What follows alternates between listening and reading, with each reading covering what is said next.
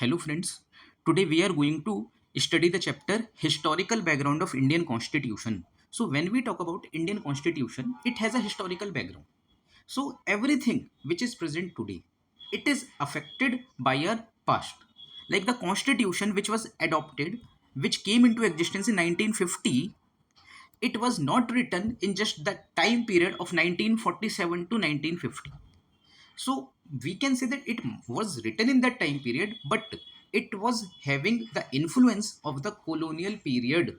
The Britishers, which they came to India, or say the East India Company, which came to India to regulate the East India Company, the British government made some laws which are called as regulating laws, which can be called as the Charter Acts, and those acts or laws which were made by the British government, these laws have an influence on our constitution, which is present today, which was made in 1950. So, therefore, when we talk about the constitution of India, or say when we study the subject as polity, we should know the historical background because everything which is occurring today is affected by our past. Therefore, it becomes very important to study the historical background of Indian constitution. So when we talk about the constitution now, the first thing which we should break is what is constitution. So when we say what is constitution, we have to go to the root word. So constitution is made from constitute, the thing which has been constituted, ठीक है, जिसको बनाया गया है. Like in Hindi, the constitution is called as संविधान. Samvidhan. So, what is the meaning of Samvidhan? Vidhan means law, and Sam means equal. So, Constitution, what it says, it talks about equal laws. Although we have disparity in it, we do not have equal laws, and there is a difference between equality and equity. So, Indian Constitution also considers equity as an important part, and we will study about it in the later classes that what is the difference between equality and equity. And this difference between the equality and equity leads to the concept of reservation. Okay, so but in general sense, we can say that when we talk about constitution, it is basically a bunch of laws, a bunch of rules which says that every people of the country should be governed by equal laws. Okay, so that is a basic thing. Now, how our constitution has been affected by our colonial past. So Britishers came to India in 1600. See, when I am talking about this chapter now, so we will not only go what is written in the book, we will try to create a discussion. And in this discussion, the things which I will say are not written in the book, and I am saying the things which are extra. So जब भी आप लोग बैठो, have a pen, the book, and a notebook. And the extra things which I am saying, if you do not have the knowledge about them, note it down in your notebook. Okay. So the Britishers came to India in 1600. So Britishers India में 1600 में आए. How? As a traders. So what was the basic purpose of the East India Company for coming in India? It was trade. And how the trade will lead to conflict, we have to study. So the Britishers came in India as the East India Company. Why it is called as East India Company? Because Britain is in the west of India and India is in the east of Britain. Therefore, it is called as East India Company because they were moving towards the east, which had the exclusive right of the trading in India. So East India Company was given exclusive right of trading in India. Why we are saying that exclusive rights? Exclusive rights means they have the only right. Only right. Or in Hindi we can call it Visheshadhikar, special rights. These are special rights. It means according to Queen Elizabeth, which was the Queen of Britain, or say UK, United Kingdom, she gave exclusive rights, or say the only rights, or say the special rights to East India Company on behalf of whole Europe. It is not written in the book. Say it means from whole Europe only British East India Company has the right to come and do trade in India. What does it mean?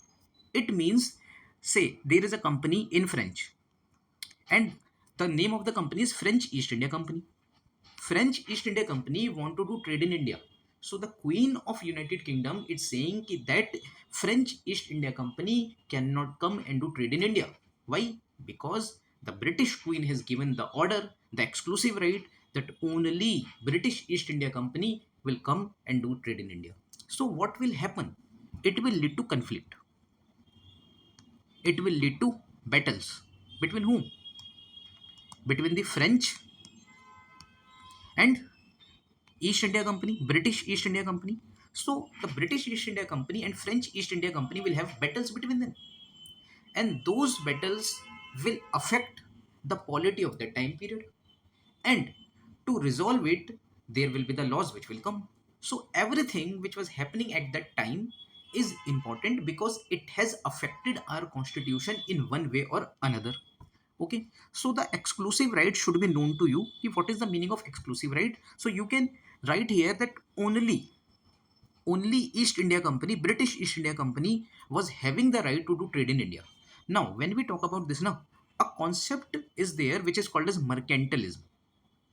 This concept of mercantilism should be clear to you, because if you know mercantilism, it will be very easy for you to understand the scenario of that time. Mercantilism means merchant capitalism. Merchant capitalism. What is the meaning of merchant capitalism? See, capitalism talks about free trade. Free trade. It means open economy. It means competition. What does it mean? Competition. So, in capitalism, there is a perfect market. There is a concept of perfect market, or say laissez-faire, which says that every company which want to do the business, which want to trade, has the right to do it in its personal capacity. But when we talk about merchant capitalism now, it means that few merchants are there, and few merchants will have monopoly in the trade. See, when we are saying that exclusive rights of trading were given to East India Company, it means there was merchant capitalism. Okay, note it down in your notebook. And merchant capitalism is monopoly trade. Okay, so monopoly trade means there are only few companies, or in this case, only one company, which has the right to do trade or say commerce in India. So, when we study this chapter, merchant capitalism as a word should be known to you. Okay. And now, when East India Company came to India, it was a type of merchant capitalism, or say the monopoly trade, which was given to East India Company by the British government on behalf of whole Europe. This is very important. So, in 1765, the company, which till now had purely trading functions, obtained the Diwani of Bengal. Why it is happening?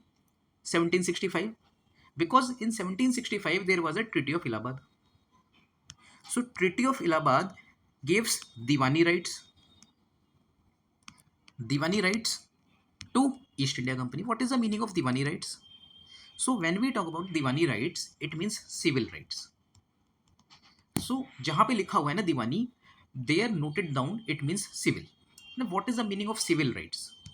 So civil rights versus criminal rights, it should be clear to you. If this thing is clear, you will be able to understand it. So, criminal.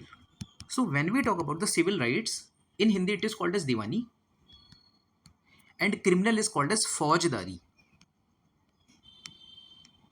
So, civil rights में क्या आता है? Land, marriage related issues,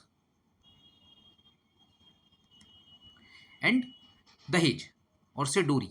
These are civil rights. Criminal rights क्या होते हैं? Criminal rights में आपने क्या कर दिया किसी का? If you have done a murder, that is a criminal right. Criminal, उसको हम क्या कहेंगे? That is a criminal matter. So there should be a difference between the two, clear to you, that one thing is civil and the other thing is criminal.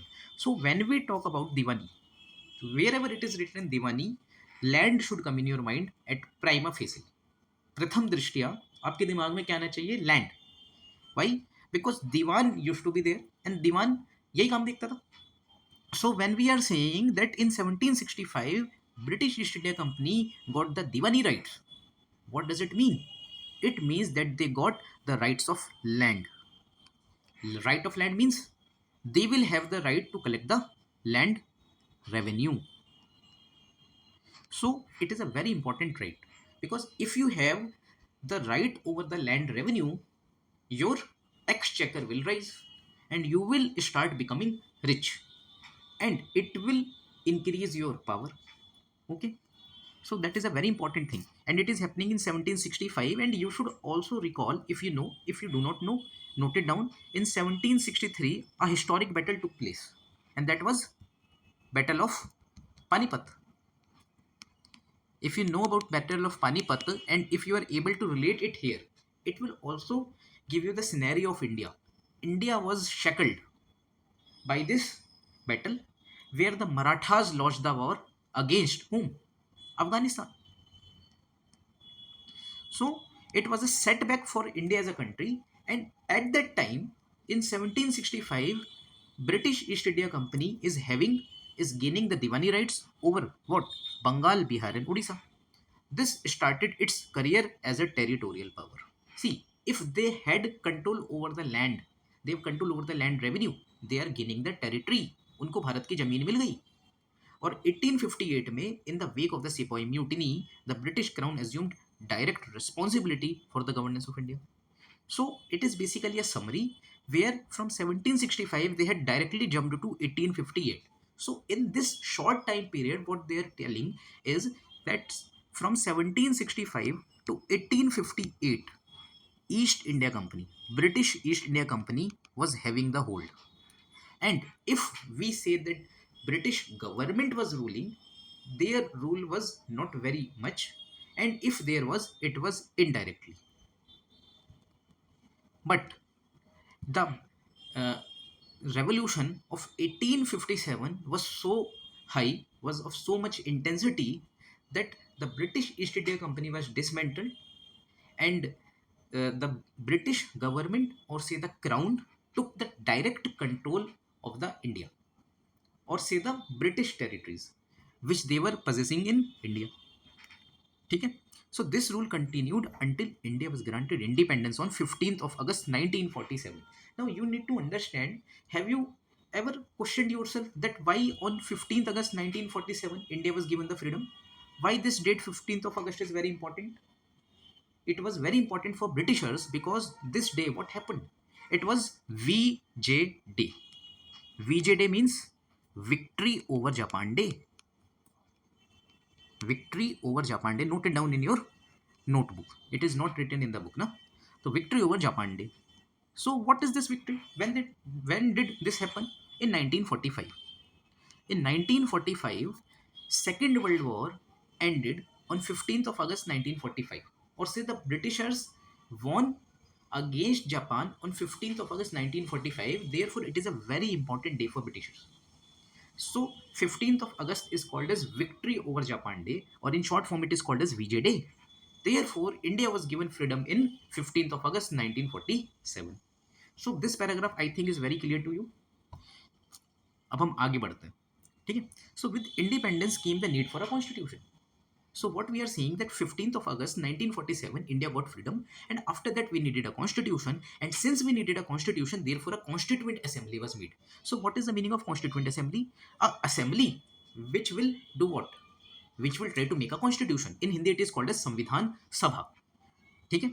और 1946 में it was made on 26th of, and on 26th of January the constitution came into being.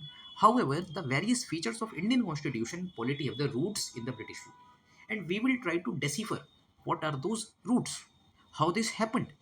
Okay, there were certain events in the British rule that laid down the legal framework for the organization and functioning of the government and administration in British India. These events have greatly influenced our constitution and polity. See, right now I am teaching you in English, है ना? And most of you are okay with English. It is also due to what? It is also due to the colonial roots. So when colonial roots are there in language, which is a very sensitive issue, and the people are very much attached with their mother tongue.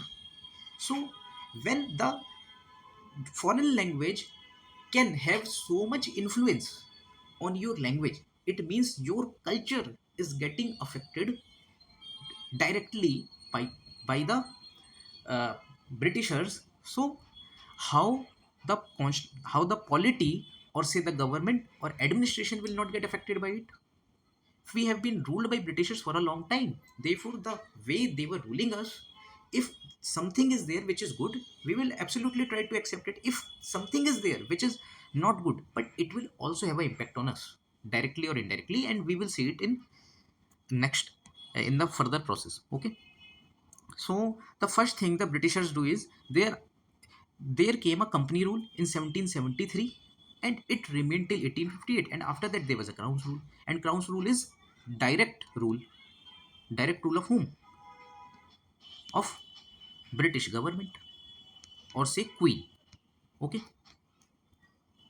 so now we will talk about Companies Rule 1773 to 1858, and in that Companies Rule, how the British government was making the laws. See, this is a regulating act of 1773.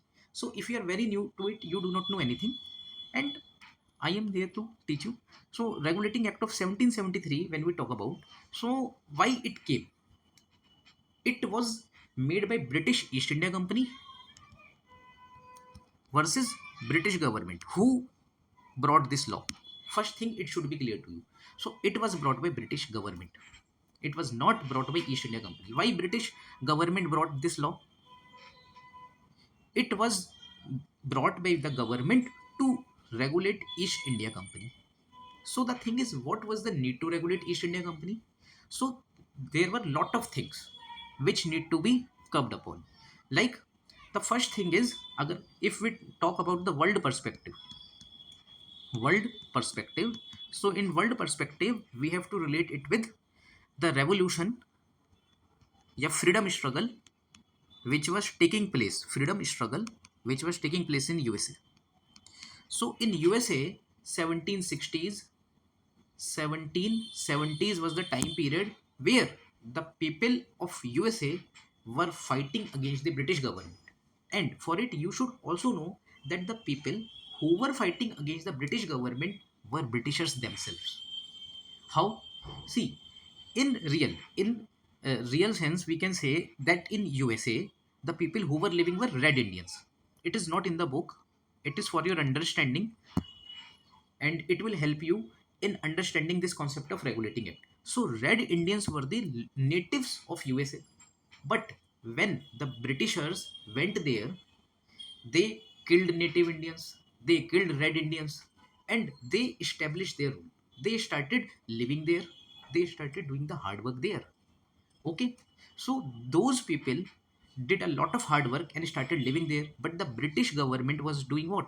British government was regulating those people who have done a hard work.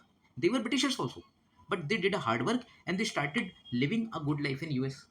So the people of Britain, which now became the native, which now became the residents of US, they revolted against the British government. So in 1773, it was a time period when the British government is going apprehensive. Apprehensive means they are fearing. What is the fear of the British government?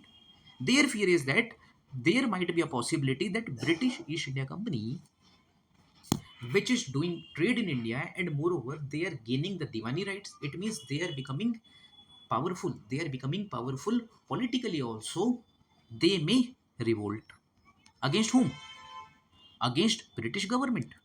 So British government do not want to lose their control over the British East India Company. So therefore, what they are doing? They are bringing a law, and this law is there to regulate the British East India Company. So this is the first point which you should note down, and it is in regard of world perspective. Okay. Now we will talk about the economic perspective. Economic perspective is what? So in this, you should remember a name, Robert Clive.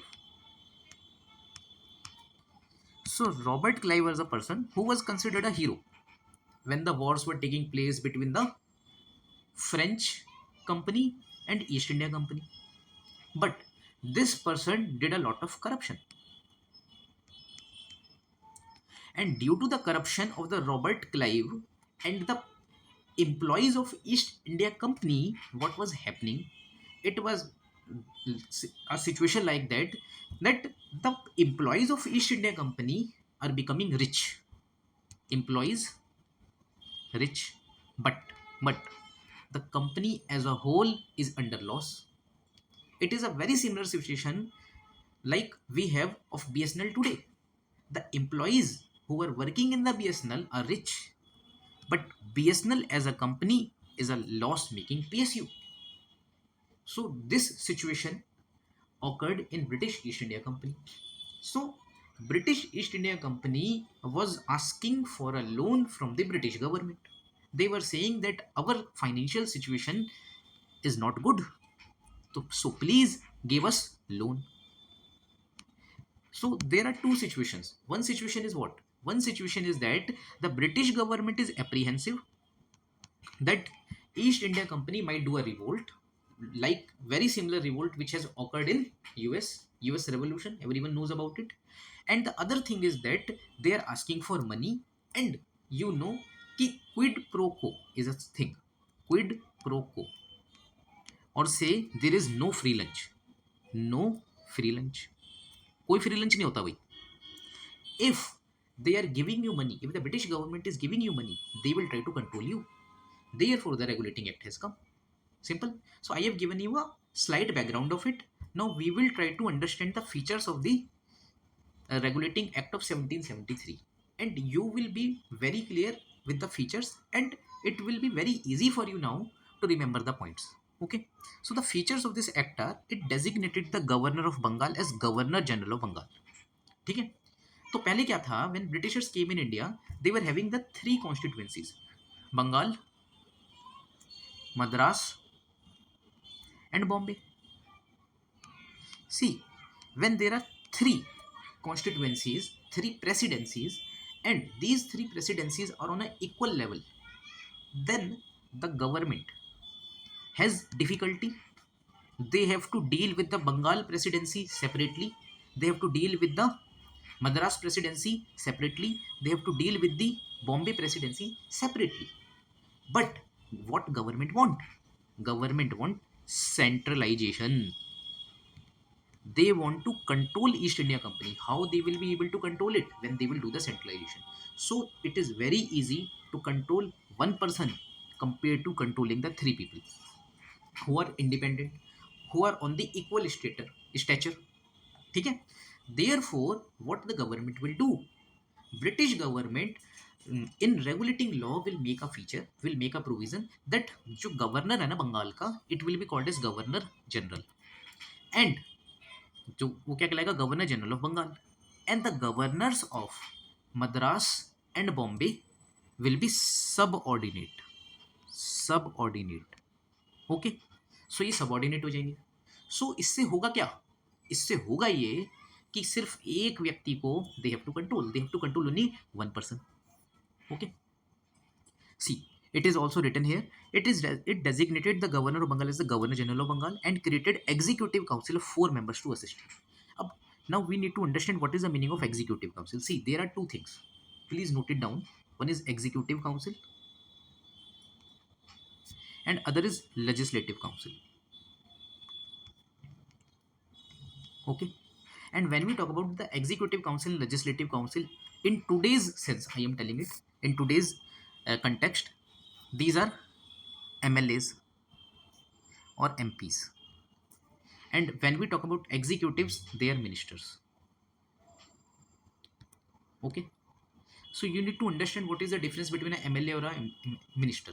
So a minister, if he or she is a minister, will definitely be a MLA or MP. ठीक है. अगर कोई minister बना है तो उसके लिए there is a criteria that he should be a MLA और he should be a MP. और अगर वो नहीं है, then he or she have to become MLA or MP in 6 months. Within 6 months he has to become. ठीक है. So every minister is an MLA or MP, but every MP is not a minister. Let me elaborate it more. Like when we talk about, say there is a constituency in Uttar Pradesh named Bareilly. Bareilly का झुमका सबने सुना होगा. So there is a constituency named Bareilly, and when we talk about Bareilly have a MP. So the MP of Bareilly is not a minister. So he is MP only. But when we talk about Rajnath Singh, who is from Lucknow. Rajnath Singh is minister. He is defense minister. So Rajnath Singh जो हैं, he is MP plus minister. But but MP of Bareilly is only MP. He is not minister. So when we talk about executive council, it means what? All of them are ministers. We can think like that. It will be very useful when we move further. Therefore, I am explaining it. And there are two types of executives. Note it down. Executives, two types. First, permanent. What is the meaning of permanent executives? Permanent executives are bureaucrats, which all of you aspire to become. And the second is temporary.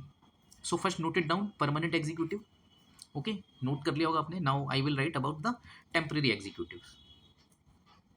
Temporary executives कौन होते हैं? These are the ministers. Temporary executives bureaucrats नहीं होते. They are not bureaucrats, they are ministers. And they have a tenure of generally 5 years, because MP or MLA have a tenure of 5 years. So when we say that Governor General of Bengal was made, Governor of Bengal was designated as Governor General, एक executive council बनाई गई 4 people की, who will assist the Governor General. ठीक है. The first of such Governor General was Lord Warren Hastings. He is very popular. Every one of you must remember his name. ठीक है. और उसके अलावा इन्होंने क्या किया? It made the governors of Bengal, Bombay and Madras presidency subordinate to governor general Bengal. ये मैंने आपको पहले बता ही दिया था. Unlike earlier when the 3 presidencies were independent of one another. And I have also told you the reason, that what is the reason that these 3 independent presidencies were made dependent. 2 were made subordinate to the third one. ठीक है. It provided for the establishment of Supreme Court at Calcutta, comprising 1 chief justice and 3 other judges. So what they are doing? They are bringing a law also. ठीक है. It prohibited the servants of the company from engaging in private trade or accepting presents or bribes from the natives. So देखो, हमने बात करी थी that हो क्या रहा था. The servants of the East India Company were becoming rich and the company as a whole was sinking. So private trade या private business पे क्या लगा दी जाएगी? रोक लगा देंगे. Okay. So it strengthened the control of the British government over the company by requiring the court of directors, governing body of the company, to report on its revenue, civil and military affairs. So it is very important, court of directors. So what court of directors will do? It will report the British government. ठीक है. So in this way, since it will report the British government, the control of British government has increased. Simple. And it will give the details about revenue, about civil and military affairs, all the 3. Okay. Now we will talk about the amending Act of 1781 in a bid to rectify the defects of the regulating Act of 1773. See, every law whichever is made have some limitations. No law is a perfect law. You cannot say that this law has been made and it is a perfect. It do not have anything wrong in it. ठीक है. इस तरीके की जो बातें होती हैं, these are said about the religion, that this is a religious book and it is sacrosanct. It is sacrosanct. Nothing can be changed in it. It is perfect. But when we talk in general, we know that everything needs improvement. Everything needs improvement with time. We make a law and with time we get to know that there were some limitations in it and then we try to improve it. इसके ऊपर एक ऐसे भी आया UPSC में. क्या नाम था ऐसे का? देयर आर, नोट कर लो इसको, there are better practices, there are better methods और से प्रैक्टिसेस फॉर बेस्ट प्रैक्टिसेस. इस तरीके से करके कुछ था, better practices to best practices. What does it mean? It means that a thing which is considered best in one scenario, there are also better alternatives to it. In a similar way, when the Regulating Act of 1773 came, the British government might have thought that it is the best law. We do not need any other law apart from it, and it will suffice everything. It will serve our whole purpose.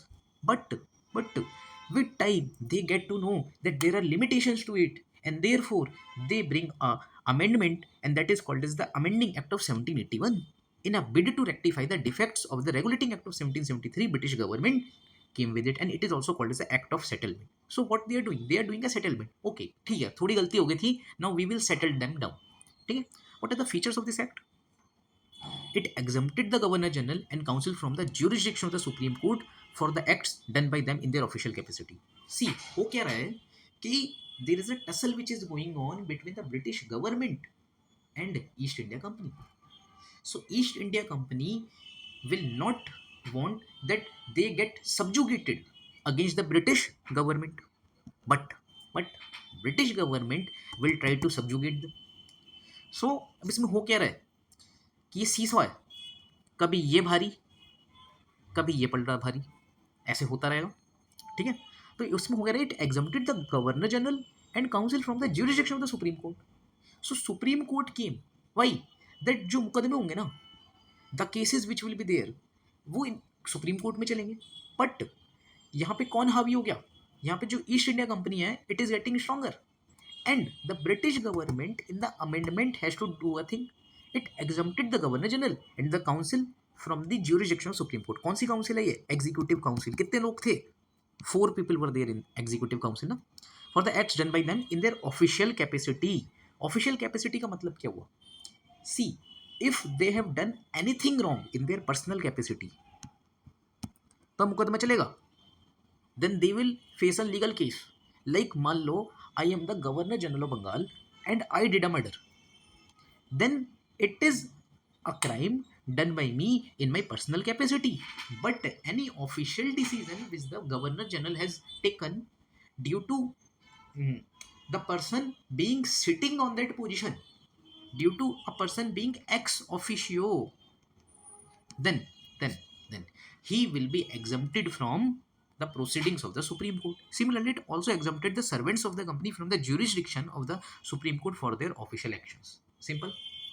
समझ में आया आपको? What is happening in it? It excluded the revenue matters and the matters arising in the collection of revenue from the jurisdiction of the Supreme Court. So, what they are trying to do?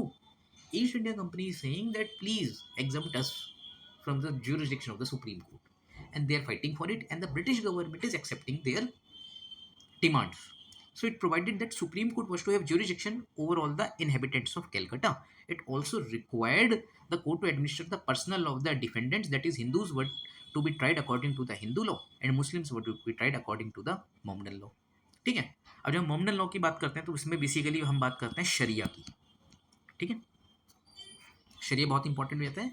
And when we talk about the Hindus, तो Hindu laws जो होते हैं उनमें we do not have a specific similarity, uniformity, because there is Manusmriti which is called as Dharmashastra. But apart from Manusmriti, we also have Narad Smriti and different Smritis. So, which will be followed to which extent, we do not know, and we also do not need to bother about it. Okay? But yes, Sharia should be known to you because Muslim laws जो होंगे, they will be governed by the Sharia. So, Sharia में भी दो चीज़ें होती हैं, civil laws होते हैं और क्रिमिनल लॉज होते हैं. ओके. तो ठीक है. It laid down that appeals from the provincial courts could be taken to the Governor General in Council and not to the Supreme Court. अब सोच लो provincial courts क्या होते हैं. So you need to understand कि whenever in the book we have provincial courts, province in general, province का क्या meaning है? Province मतलब versus state. So in the book wherever state is written, what is written? State. State basically means princely state. ठीक है. Princely state. Sorry for the spelling. Because I am writing here, तो थोड़ा बहुत ऊपर नीचे हो सकता है. तो princely state is there. And when we talk about the province, it means the state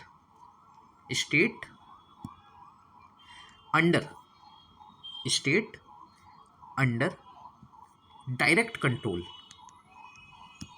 of east India company.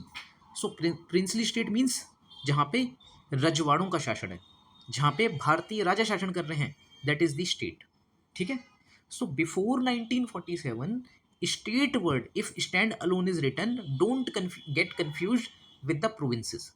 Province are the ones where the British have the direct control and states are the one where Britishers do not have the direct control.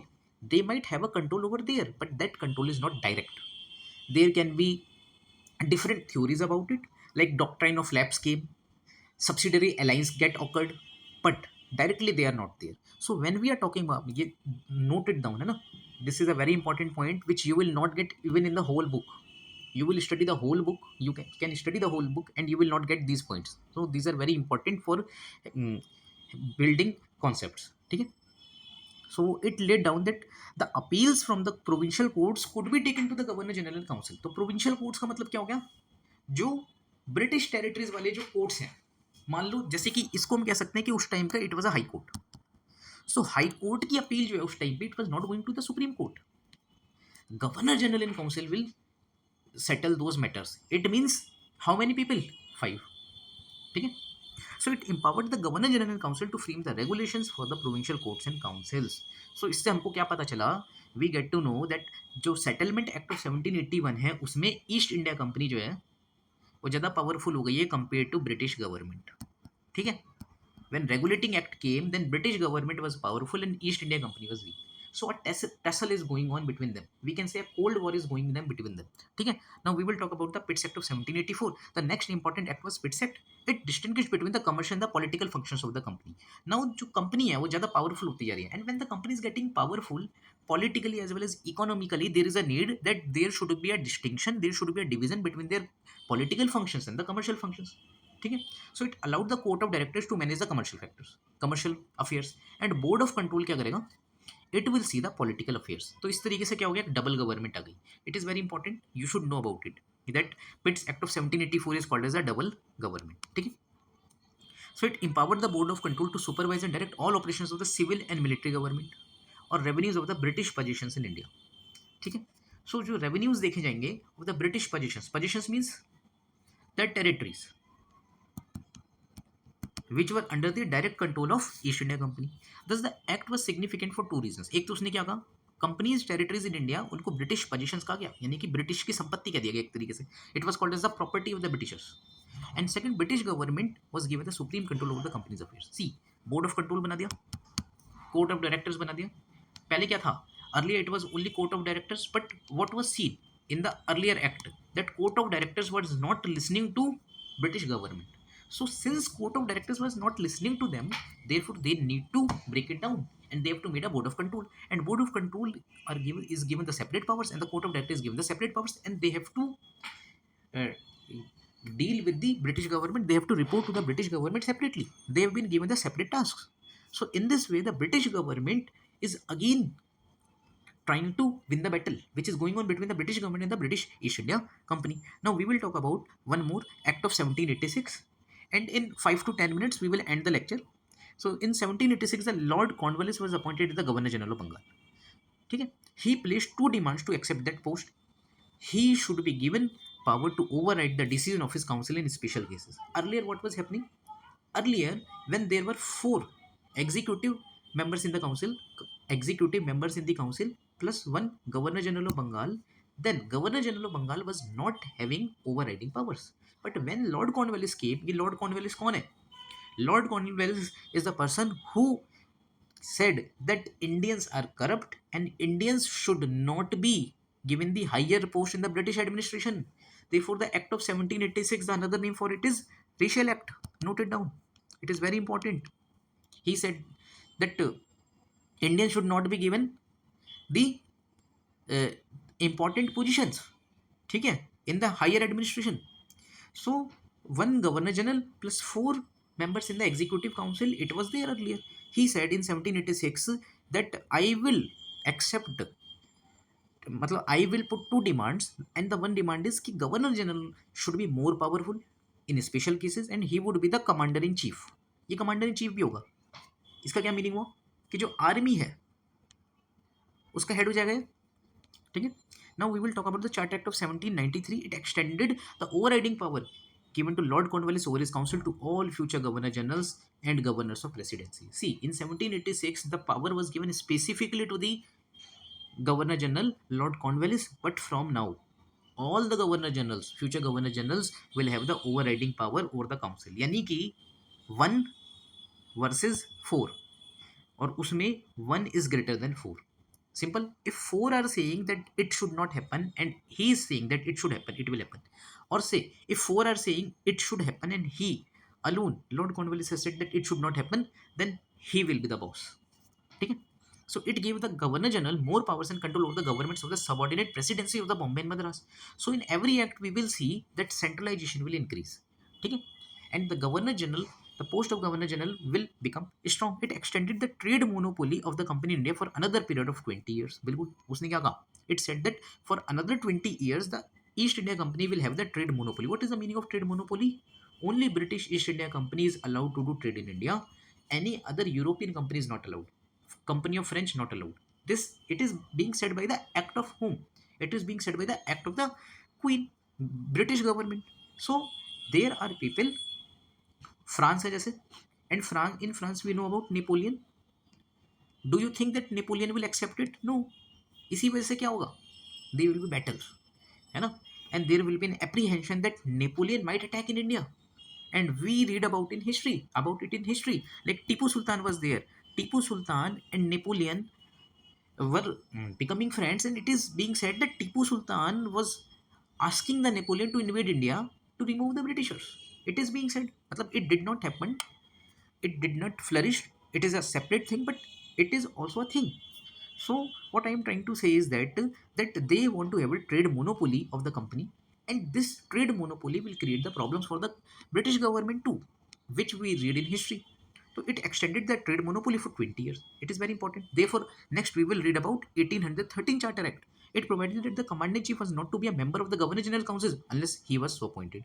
It laid down that members of the Board of Control and their staff were henceforth to be paid out of the Indian revenue. See, what is happening?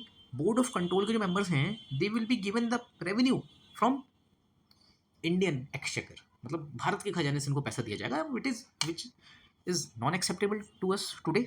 So it will be the last act which we are going to study, and it is the Charter Act of 1813. See, when we are studying the Charter Act of 1813, we need to talk about two things. One was we talked about merchant capitalism, and other thing is capitalism. So when we talk about the Charter Act of 1813, capitalism will become stronger and merchant capitalism is weakening.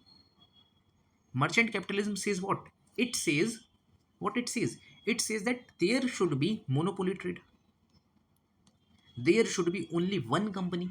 देखो, the monopoly which the British government is trying to create by sending only British East India Company is also problematic for the people living in Britain, because the people of Britain which are having a factory in Britain other than the British East India Company, they also want to establish their factory in India.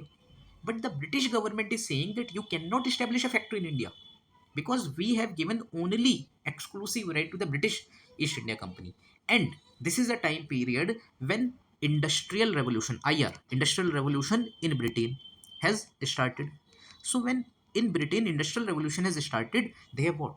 They have goods in surplus. Goods in surplus. So when they have goods in surplus, then the other companies of Britain, what they will say, we also want to do trade in India.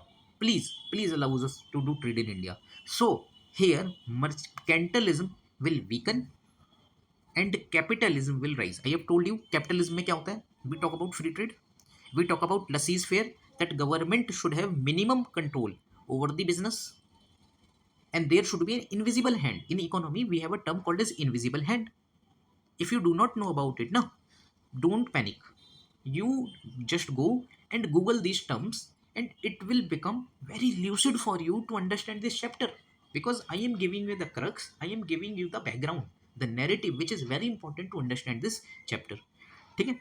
So this is the background of this chapter. So now what you have to do, you might have get confused. So यहाँ पे लिख लो capitalism versus mercantilism. ठीक है?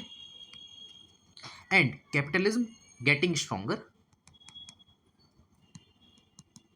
mercantilism weakening. तो इसमें क्या होगा? East India company जो होगी, अब देखो, अगर if mercantilism is going to weaken, then British East India Company क्या होगी? British East India Company will also weaken. It means their exclusive trading rights will vanish. and other companies will be said that go and do business in India. So it will happen in the Charter Act of 1813. It is very important कि why it is happening. ठीक है.